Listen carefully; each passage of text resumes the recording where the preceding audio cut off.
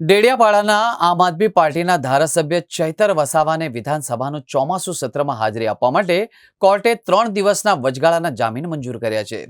વસાવા 8 થી 10 સપ્ટેમ્બર સુધી વિધાનસભામાં હાજરી આપી શકશે.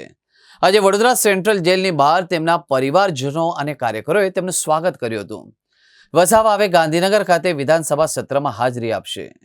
63 દિવસના જેલવાસ બાદ વસાવાને શરતી જામીન મળ્યા છે. તેમણે નર્મદાની ડિસ્ટ્રિક્ટ કોર્ટમાં વચગાળાના જામીન માટે અરજી કરી હતી.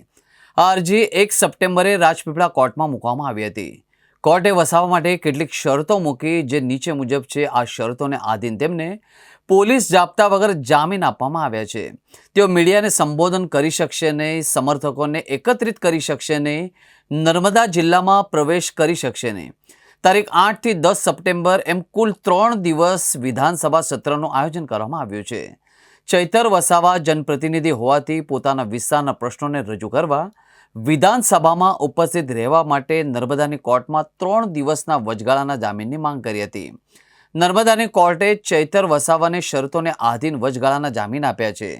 જે પૈકી એક શરતમાં ચૈતર વસાવાને પોલીસ જાપ્તા સાથે જામીન આપવામાં આવ્યા હતા.